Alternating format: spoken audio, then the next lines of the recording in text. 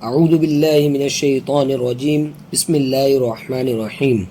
گزشتہ فضائل اعمال حکایت صحابہ میں سے 5واں قصہ حضرت ابوذر غفاری رضی اللہ عنہ کے بارے میں پڑھا گیا تھا۔ آج 6واں قصہ حضرت خباب ابن الارت رضی اللہ عنہ کی تکلیف کے بارے میں پڑھنے جا رہا ہوں۔ حضرت خباب ابن الارت رضی اللہ عنہ بھی انہی مبارک ہستیوں میں سے ہے جنہوں نے امتحان کے لیے اپنے آپ کو پیش کیا تھا اور اللہ کے راستے میں سے سخت تکلیفیں برداشت کی۔ شروع ہی میں 5-6 آدمیوں کے بعد مسلمان ہو گئے تھے، اس لیے بہت زمانے تک تکلیفیں اٹھائی۔ لوہے کی زرہ پہنا کر ان کو دھوپ میں ڈال دیا جاتا، جس سے گرمی اور تپش کی وجہ سے پسینوں پر پسینے بہتے رہتے تھے۔ اکثر اوقات بالکل سیدھا گرم ریت پر لٹا دیا جاتا، جس کی وجہ سے کمر کا گوشت تک گل کر گر گیا تھا۔ یہ ایک عورت کے غلام تھے۔ اس کو خبر پہنچی کہ یہ حضور اقدس صلی اللہ علیہ وسلم سے ملتے ہیں، تو اس کی سزا میں لوہے کو گرم کر کے ان کے سر کو اس سے داغ دیتے تھے۔ حضرت عمر رضی اللہ عنہ نے ایک مرتبہ عرصہ کے بعد اپنے زمانہ خلافت میں حضرت خباب سے ان تکلیف کی تفصیل پوچھی جو ان کو پہنچائی گئی۔ انہوں نے عرض کیا کہ میری کمر دیکھے۔ حضرت عمر رضی اللہ عنہ نے کمر دیکھ کر فرمایا کہ ایسی کمر تو کسی کی دیکھی ہی نہیں۔ انہوں نے عرض کیا کہ مجھے آگ کے انگاروں پر ڈال کر گھسیٹا گیا، میری کمر کی چربی اور خون سے وہ آگ بجھی۔ ان حالات کے باوجود جب اسلام کو ترقی ہوئی اور فتوحات کا دروازہ کھلا تو اس پر رویا کرتے تھے کہ خدا نخواستہ ہماری تکلیف کا بدلہ کہیں دنیا ہی میں تو نہیں مل گیا۔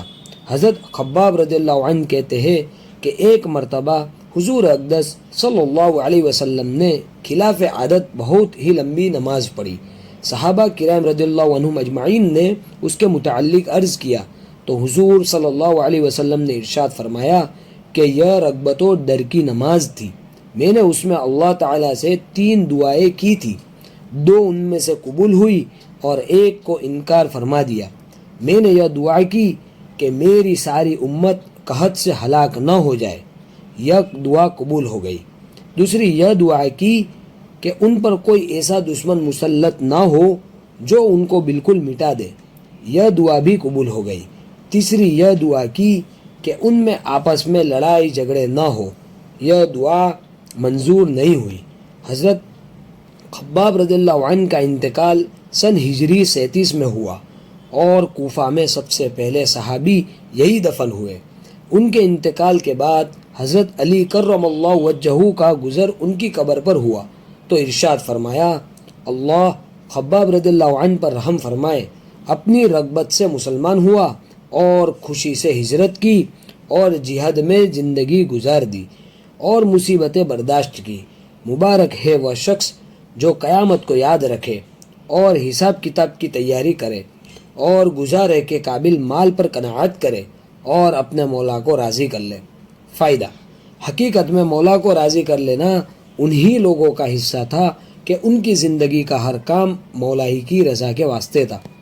یہ تھا قصہ حضرت خباب ابن الارت رضی اللہ عنہ کی تکلیفیں کے بارے میں، جو کہ فضائل اعمال حکایت صحابہ میں سے پڑھا گیا ہے۔ آئندہ انشاءاللہ 7واں قصہ حضرت عمار رضی اللہ عنہ اور ان کے والدین کے ذکر کے بارے میں پڑھا جائے گا۔